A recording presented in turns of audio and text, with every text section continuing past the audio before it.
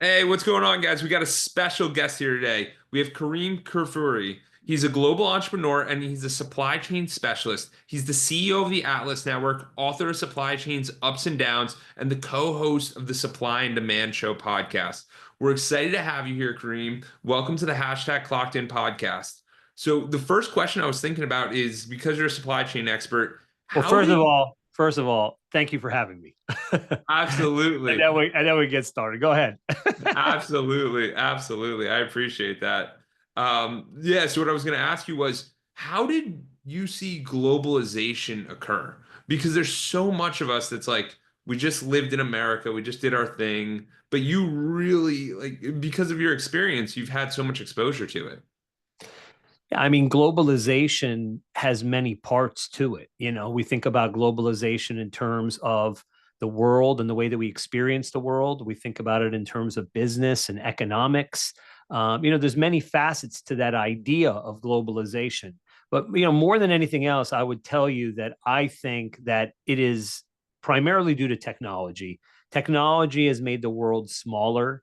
Yes. We have the ability to reach the far corners of the earth with a touch of a button, to be able to communicate with people, share cultures, do business, transact, and engage with business people, communities, families that are spread out throughout the world. So I really do believe that globalization, especially in the last, let's call it decade to 2 decades, has accelerated at a monumental pace, not because of so much travel and so forth. I mean, travel is still important and being able to go to distant places and see them with your own two eyes, but more so the technology side of it is just enhanced in a way that we can really engage with the world and understand the world and have it come to our fingertips.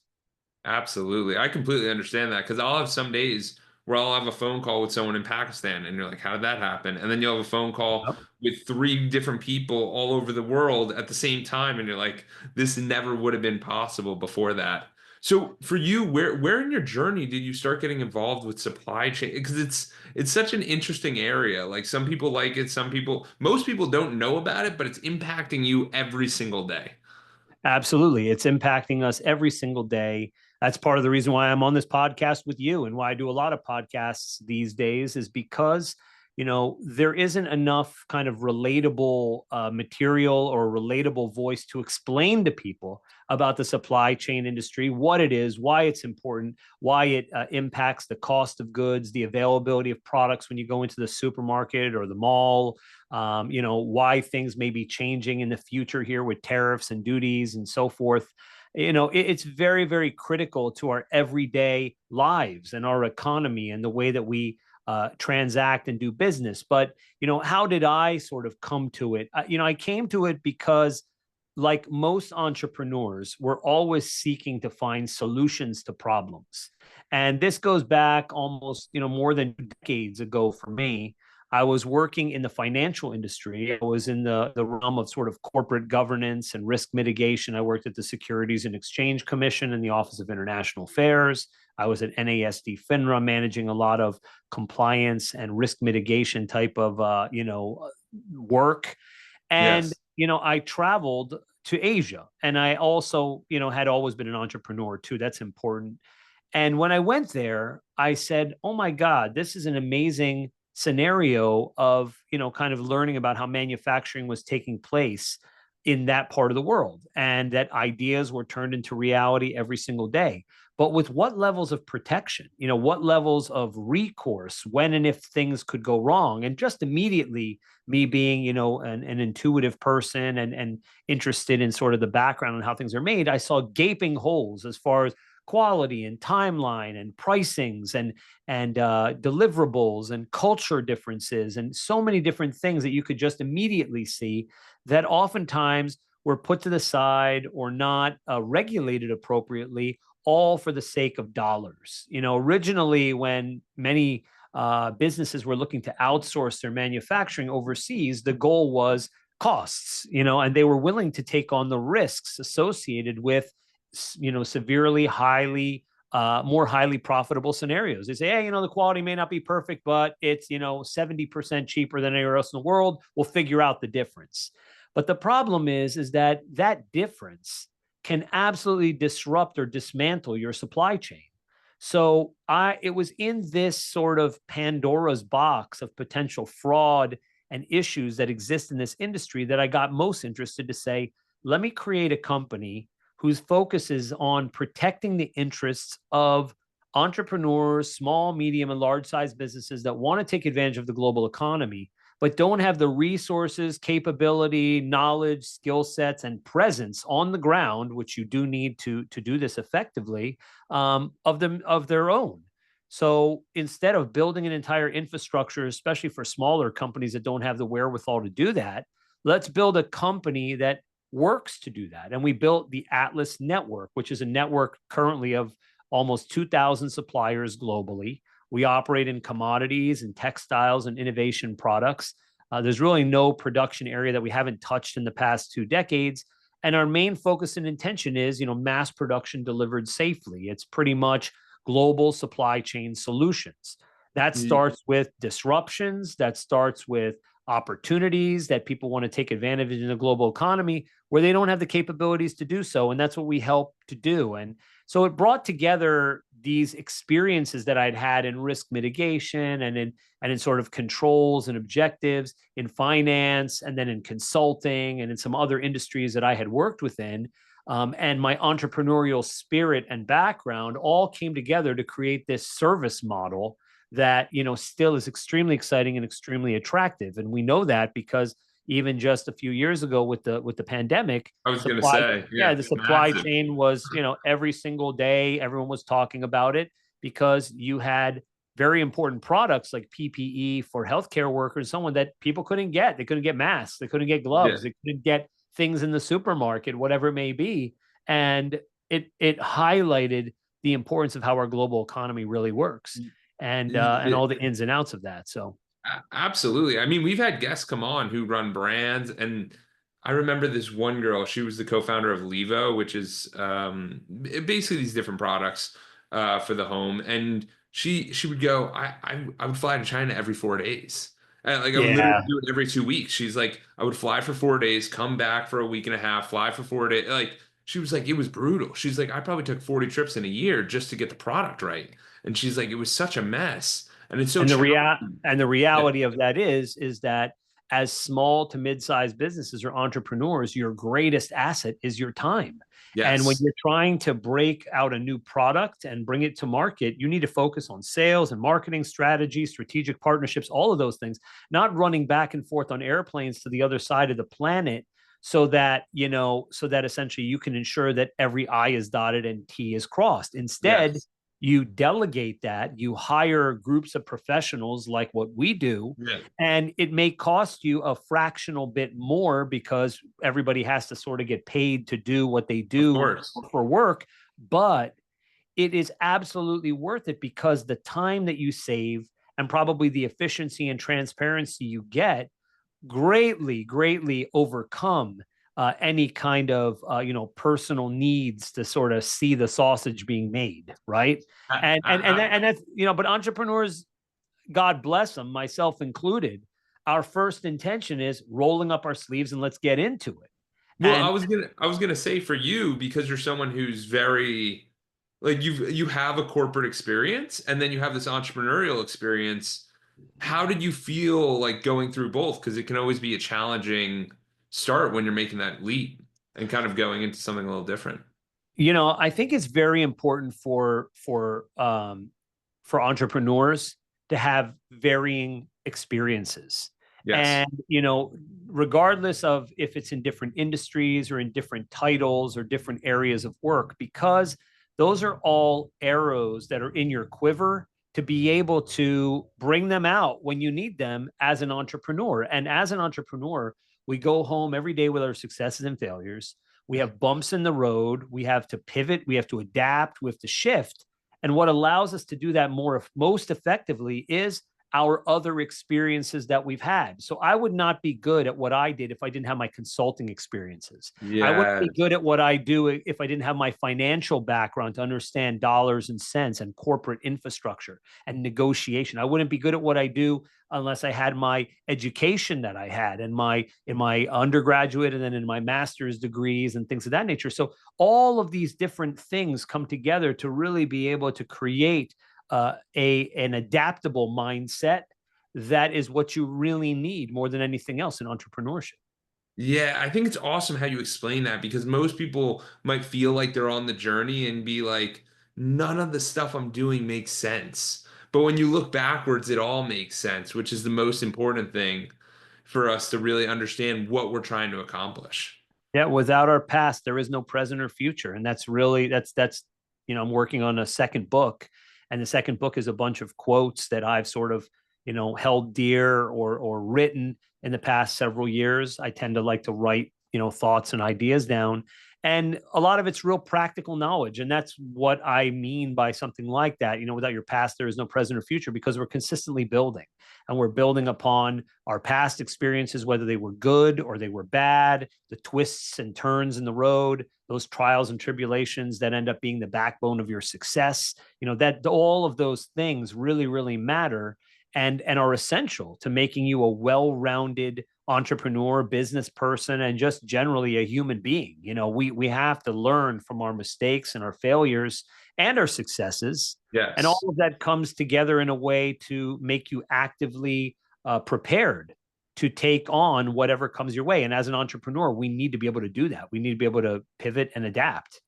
Absolutely. And one of the things I found really fascinating about you, Kareem, when I was reading your website, it literally like you put out this book, Supply Chains Ups and Downs, and you're right, this is the first of many books.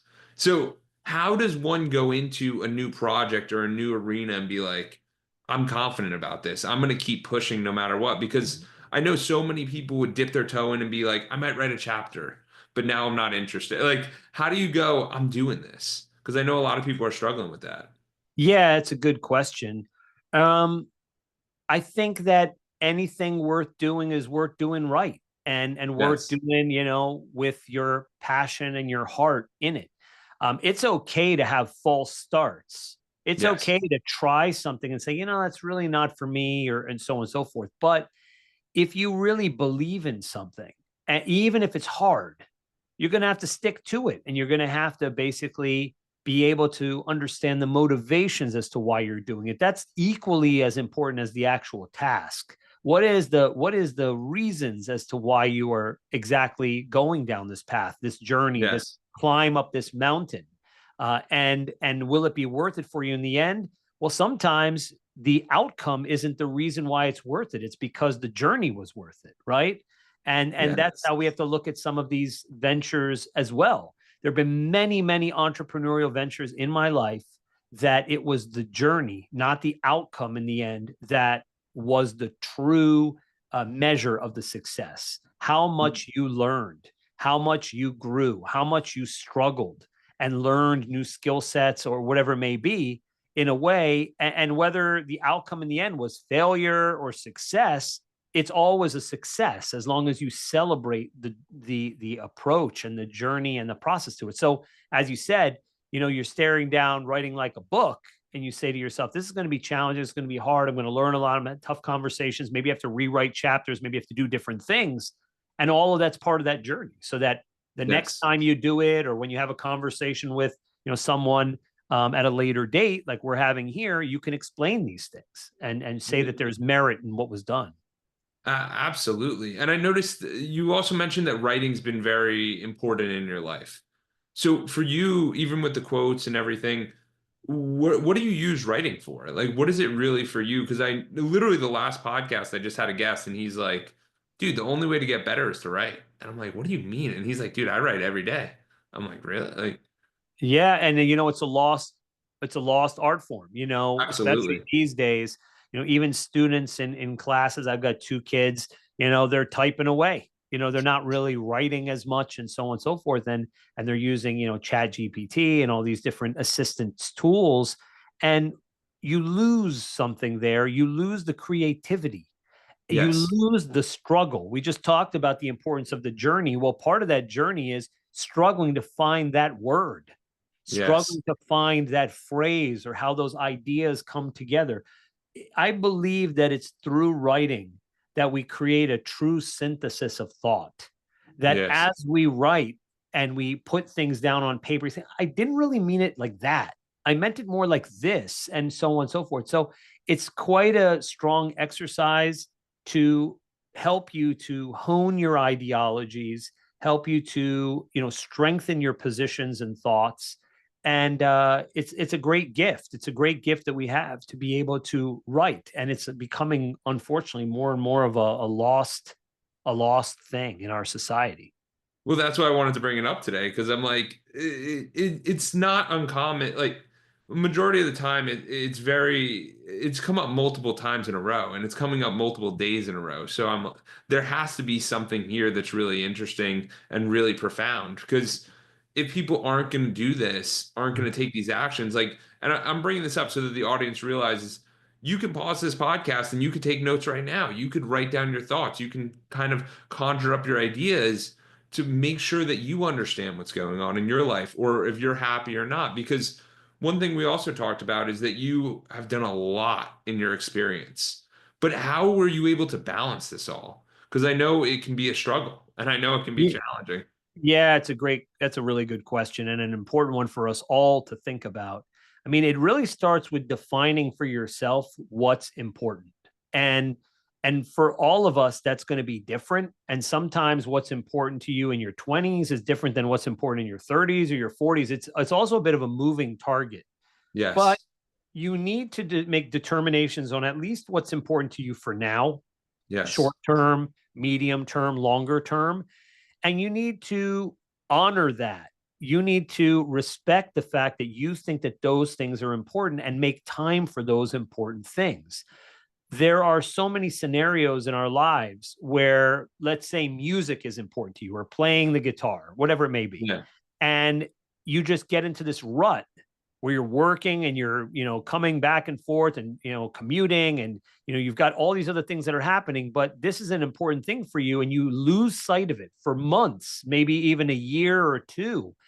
And that's a shame because for you, that's an important facet of your being, the way that you like to relax, the way that you like to think about things or even celebrate or enjoy. I mean, and for all of us, we have these different things. It could be something professional, it could be the time we spend with our family, it could be hobbies, it could be traveling or relaxation or meditation, whatever it is for you.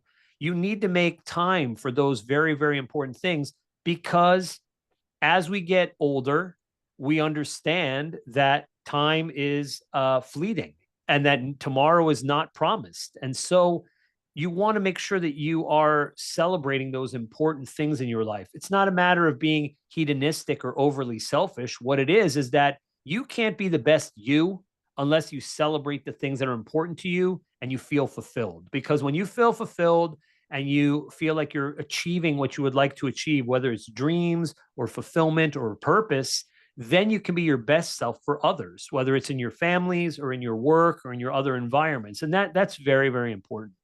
Yeah, and it's funny. Going through high school, you're told what to do. Going through college, you're told what to do. You get a job, and everyone's like, go figure it out. And most people, by figuring it out, are just they do their job and then they go home, maybe work out, maybe read a little bit, probably watch TV, and then they go out with their friends and they never think long term. Like one of the biggest examples I had was, and I know it's a kind of interesting approach because I studied abroad in Rome when I was younger. And when I studied there, I ended up traveling most weekends, probably like every other weekend. My roommate did not leave Rome. He might have left Rome once or twice. And he's like, Jordan, how do you travel so much? And I'm like, the biggest thing I realize is life comes down to planning and action. Majority of the time, we forget to plan.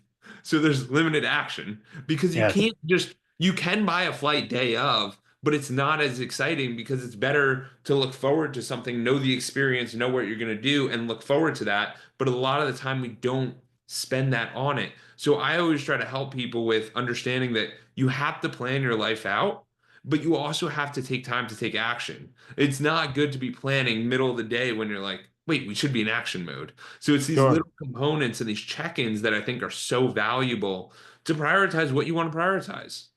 Yeah, I think that's important, but I do think at the same time too that it's not always fully planned in the No. idea that you just want to be in the place or in the environment where things could happen.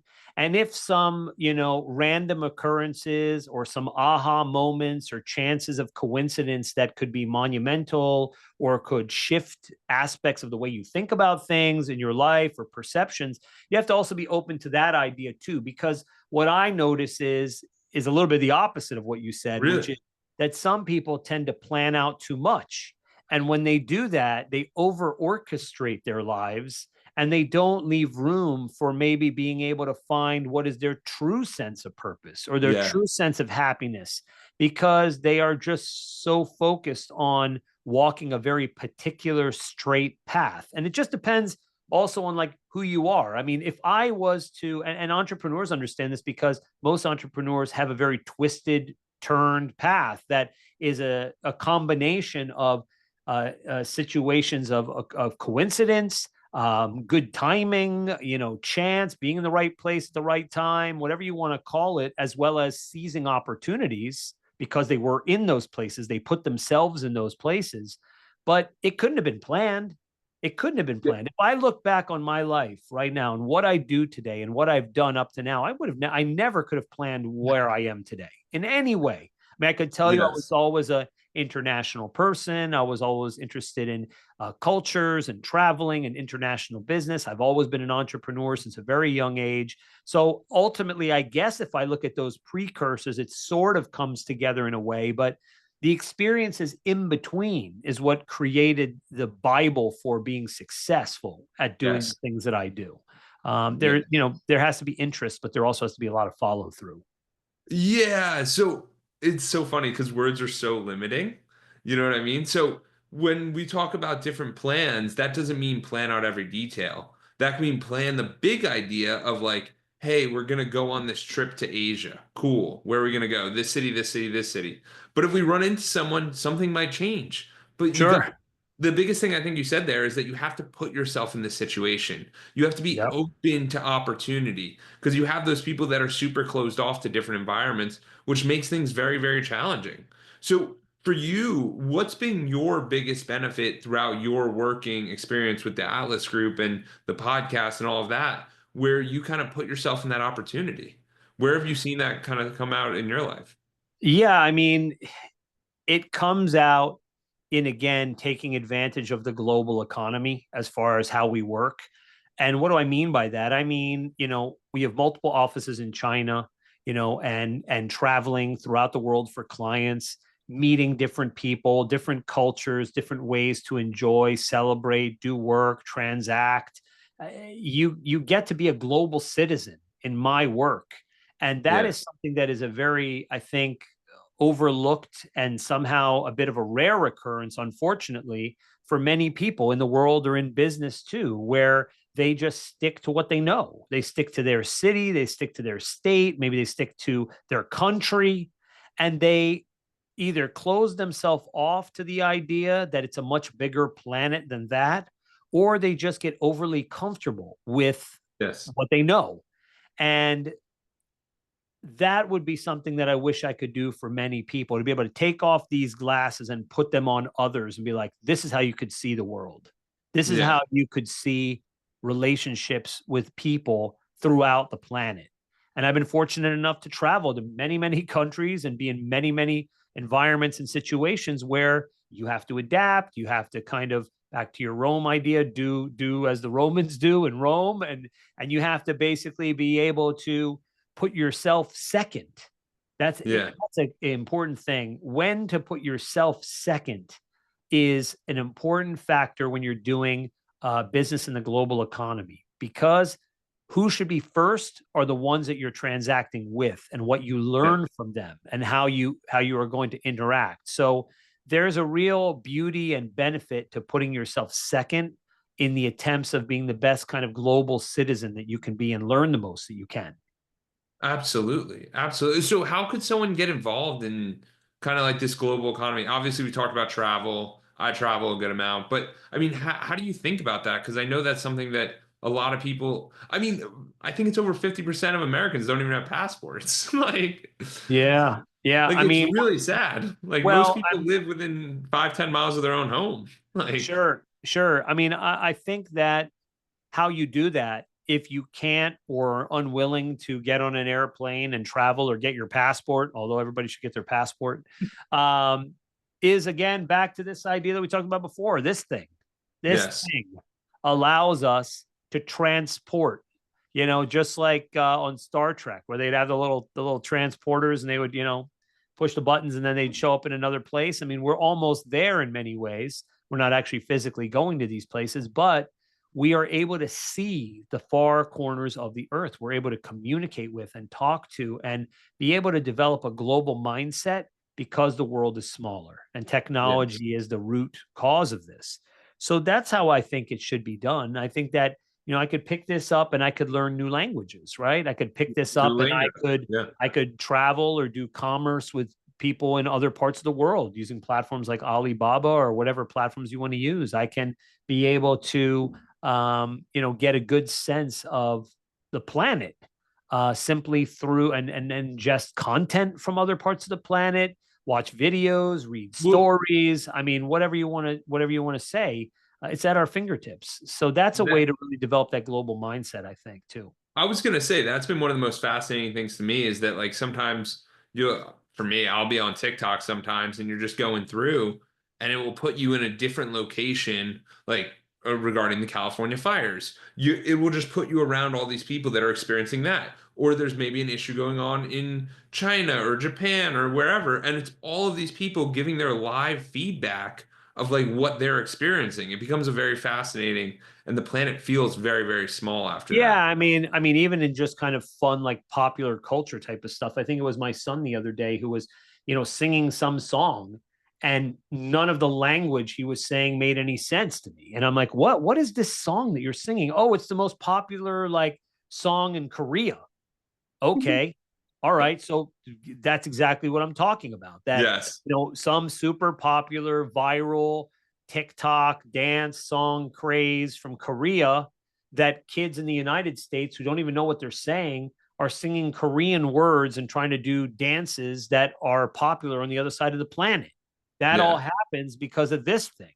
Yes. It's a weird cultural exchange of a sort, but maybe the next time that you're in the company of people from Korea, you can bring it up, and then there's a communication bridge there. There's a bridge of understanding and identity that happened pretty much through watching your phone, right? Yes, exactly. Well, that's why I think it's so important, like you're saying, to view yourself as a global citizen. Because a lot of us just want to be, I'm American, I'm Chinese, I'm anything. But when we're really open to the world, then there's no judgments. There's no, you live like this, you live like that, because the entitlement's completely out the window.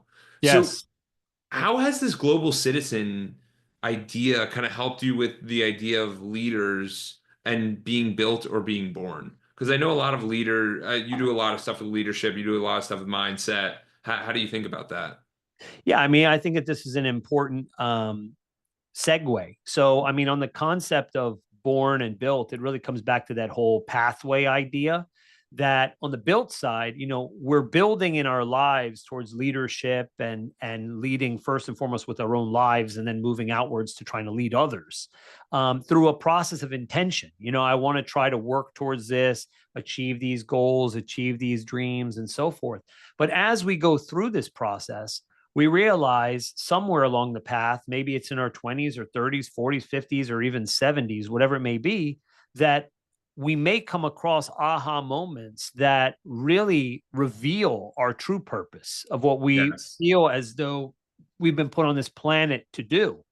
And it's in those moments that we have to be able to be willing to seize that as much as possible. Now, how does that fit into global citizenship and so on? Well, the way it fits in is because the way that you get at realizing your own true goals and objectives and even leadership is by exposure. exposure Yes. to different environments, situations, and cultures, and other aspects of the world. And so, how can you really know whether you're going in the right pathways or the wrong pathways if you have a very one-sided view? I, And and so this is where you start to have more of a limitless mindset, right? And you start to have more of a global citizenship type of an ideology to say, hey, you know what? The way they do it in Italy is better yeah. because I've been there or I've seen it and I know that. And so I've taken that inside.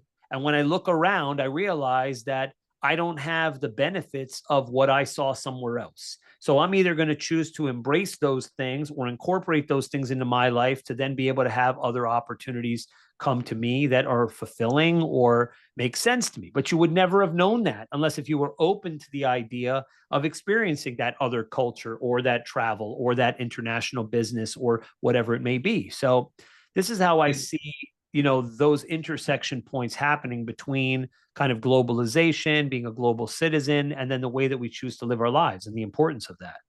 Yeah, it's so important. You made me think of my time when I did the Inca Trail in Peru and we hiked Machu Picchu and then we went to this small city of Iquitos. This was in 2021.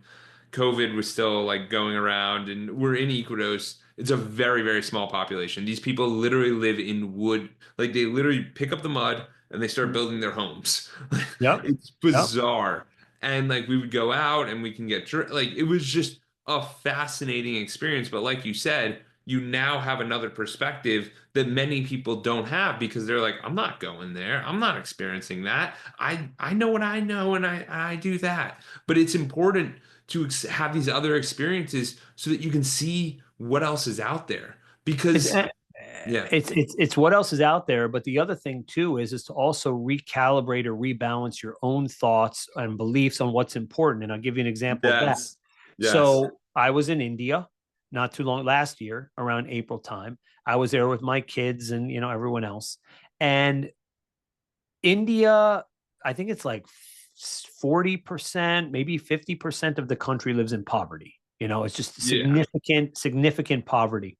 And so much so that when you go out to like the outskirts, you see homes that are built out of like basically cow patties. They take yeah. the feces of cows and animals, and they compress it with hay and they turn them into these bricks and they let them sit out in the sun, and then that's their method of manufacturing bricks, and they build houses out of this. I mean, there's no like smell or anything of that nature because of the fact that it's baked in the sun and all this kind of stuff. Or you go to these other places where you have slums, really slums, and people are walking around with no shoes, with like no clothes, shanty towns, things of that nature. But what do you see? The biggest smiles you've ever seen in your life. The Yes. biggest smile, a joy and a happiness that you probably would have never even understood or would maybe ever experience in their life. And what else do you see there?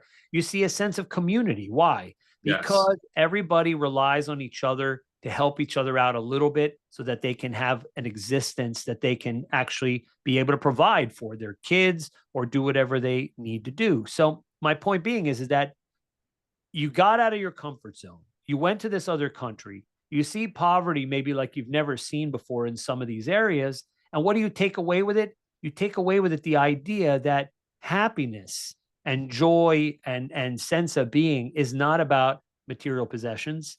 And it's more about the way that we choose to celebrate our lives, the way that we Yes. interact with others, the importance of family, the importance of sharing and community, and all these other things, because you can see in scenarios where that's all they have, how it can still bring joy. And so this is another one of those lessons where when traveling and being a global citizen, you learn to recalibrate your value sets on what's very, very important too. 100%, 100%. Because the people around you affect you. And honestly, that got me kind of thinking because probably a month ago was my birthday, and we ended up doing like a birthday dinner, and we had this cool restaurant. It's like down the street. And I sat there and I realized this was really nice. I got together with all these people. It was an easy dinner. Everyone, I go, why can't I do this again? So now we're actually setting it up for this Saturday, and I just called it a friendship dinner. And people are like, a friendship dinner. Like, I'm like, dude, we don't need a birthday. We don't need anything. I haven't seen a lot of you guys. So come together and we can all hang out together. It's not at my place. It's not at anyone else's place. So that burden's not on anyone. But it's just a nice way to hang out with people in a very relaxed environment. Because, like you said, relationships are the key to everything. The better Sure. relationships you have, the more exciting life you're going to have. And So that's true. And that's true. And it doesn't always have to be with an intention either. It could literally be about the fulfillment of just getting together with people you know. I mean, I have a similar thing with 3 or 4 guys that I've known since we were 12 and 13 years old.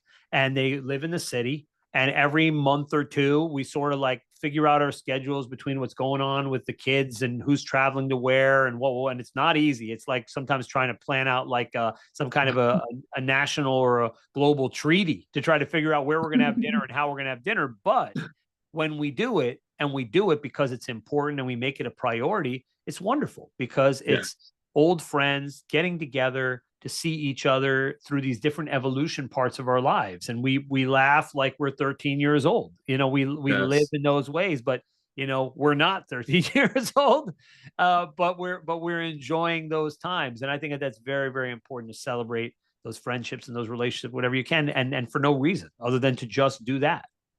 Exactly. And then you never know what's going to come of that, but at least you're maintaining those relationships. Like another tidbit, and the reason I'm sharing this is because for the audience, if they're sitting there like, oh, how do I do this? Maybe something I said or Kareem said, this could be very easy tips to kind of make those things happen. But one of the other things I do is I send out voice notes. Literally at the end of the year, I go through my phone, take 6 seconds, and I sit there and I go, is that person worth 6 seconds? Is this friendship worth 6 seconds? And these people, I send it to them and they're like, oh my God. Like some people say thanks, like whatever. Some people don't respond. Some people are like, oh, dude, you're gonna have the best year ever, or I'm gonna have the best. I'm like, cool, man. I didn't expect you to write a paragraph, but I appreciate that because Yep. most of the time people aren't getting those texts. But what I've learned is that if you're the giver, it's like the giver's gain. Like the one who gives, receive. Dude, I probably received 500 messages Happy New Year because I probably sent out 2,000. That does that make me feel bad or good? Neither or. But it's just more of this understanding that like the more you put out there and the more you give, the better you're gonna get. Um, Yeah, absolutely. And I'm a huge proponent of that. My name actually in Arabic means generous. Kareem oh means wow. generous. And I've always lived that way, before people were really even talking about that concept of givers and takers and all this kind of thing. And I do believe that. I mean, my company, we've been around, like I said, for more than 2 decades. For the first probably 15, even 17 years, we never even advertised, not once. So how did we grow to be, multi-million dollar organization that does, lots of business and opportunities? Was all through doing a good job and going the extra mile when others wouldn't, and people speaking about that in a very positive manner with their communities, and then saying, Yes. you need this level of help or assistance, the Atlas Network and Kareem and his team could help you to achieve these things that they've done for us. And so it all starts with giving, and that's what ends up coming back to pay off in spades many times over. 100%. So I know that we're running towards the end, and I just wanted to ask you, I looked on your website, you obviously have quotes. One of the quotes was, sometimes the path of least resistance is the new path. What did you mean by that? How does that make you feel? And because I know there's a lot of people coming into 2025 thinking, maybe I'm on a new path. Who knows? And how Yeah. should they feel about that? Yeah, it's a great. I love that one, and I think it comes back to what we talked about before about having that adaptive mindset and recognizing, especially as we get kind of further on in our careers, that time is fleeting, and there is going to come a moment every now and again for us, whether it's in our lives, our relationship, our business, our professional side of things, where we're going to look at what we're doing and we're going to say, this isn't really it. This really isn't it. And as a matter of fact, it just seems like an unnecessary climb. It seems like something that just is a hell of a lot more pain than benefit. And when we Yes. look at it in that way, we have to say to ourselves, sometimes the path of least resistance is to take a new path, not to Yeah. necessarily even look at the current path you're on and find a different way. It's an entirely new path. For some of us, that comes easy and we know what we want to shift to or put our efforts into. For others, we need to continue to sort of throw things at the wall until we really get to what it is that we decide that we want to do. But it definitely starts with recognition, where you look around and you say, I'm looking at what we're doing here, or what I'm doing, and it just isn't getting it done for me anymore. And I'm just not happy with that. And so I need to make a change. A lot of us aren't brave enough to do so. We may have cushy jobs or been in a place for a long time or have expectations on us put by family or society or whatever else it is. And we feel as though it's too hard to change or to shift. And the only one that creates a huge disservice for is yourself. And when Yes. you're sitting there looking in the mirror and thinking about where you are and what you're doing, you're going to recognize that these are things that just are not going to solve your happiness unless you start doing the things you really want to do and need to do. Yeah. So what I'm hearing is that the goal for all of us is to learn about what we love and to go out there and try to prioritize that in our day-to-day lives, whether that's we plan it on the schedule, whether that's mean we change careers, whether we do whatever, but try enough things to figure out what you love. Because if we don't do that, we're never going to be in that fully immersed happiness state that we're all striving to get to. Not saying that it's always there for a moment, not saying it's there forever, but it might be there for a moment. But it's that feeling that we're constantly chasing going through this, which I Yeah, think is absolutely. amazing. That's absolutely true. We have to continue to search for our fulfillment. And because if we have that fulfillment, it will bring us joy like nothing else can and will. And Yes. so that is just an absolutely essential part of our being to work towards fulfillment. It doesn't necessarily mean that it's an achievement of dollars and cents or material wealth or whatever else it is. I mean, those could be objectives or goals that help you towards some levels of freedom that then get you to levels of fulfillment, like a way to get there. But in the end, we really have to strive towards our fulfillment. That's very Yeah. important. Yeah. And let's just dive into that really quick. It would, how does someone even start that journey of looking for their fulfillment? How do they know if they're on the right path or if they're going in that direction? Well, it all starts with knowing what you don't want to be doing. Yes. That's important because we try a lot of things and we can get a sense of why we don't like it. Yeah. And as we have more and more experiences and exposures to different scenarios, we start to get a sense of what we like the most. It Yes. doesn't always come to us like a thunderbolt out of the sky that we have no idea of. It could. I mean, maybe you have that scenario where somebody's a savant and they didn't even know. I mean, they go to a basketball game, they're sitting there in the stands, they've never been to a basketball game before in their life.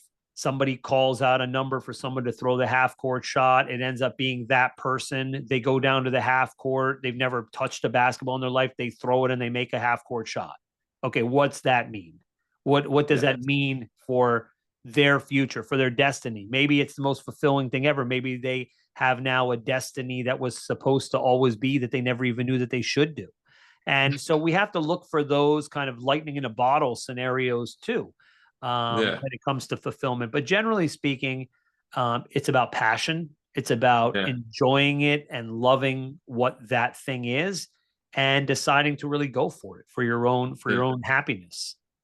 Absolutely. And you gotta, I think one of the biggest things too is to prioritize yourself and what you want to accomplish because there will always be other jobs, there will always be other friends, there will always be other things, but there's only one existence for you. And one of the biggest things for me was last year I ended up doing 7 weeks in Europe.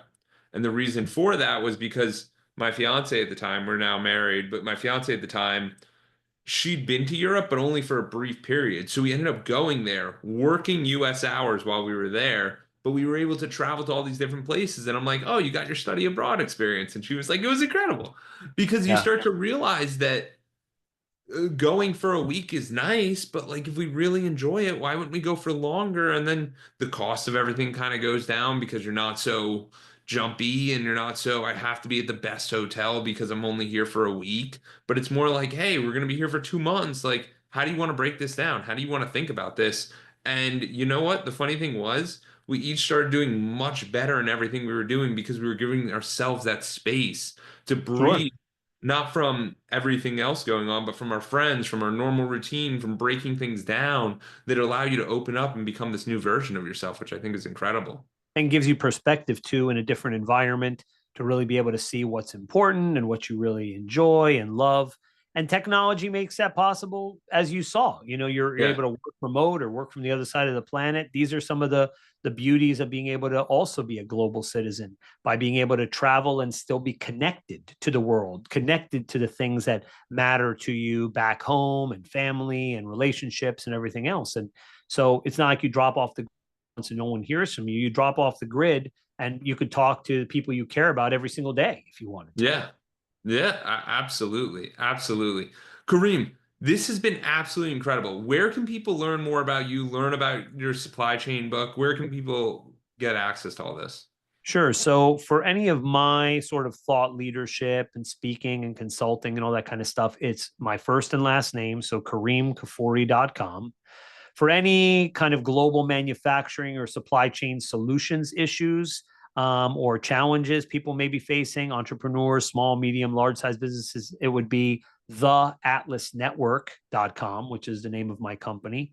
And finally, for the book, it is supplychainupsanddowns.com or on Amazon at Supply Chain Ups and Downs. I'll put all those in the show notes. Thank you. Great. Great.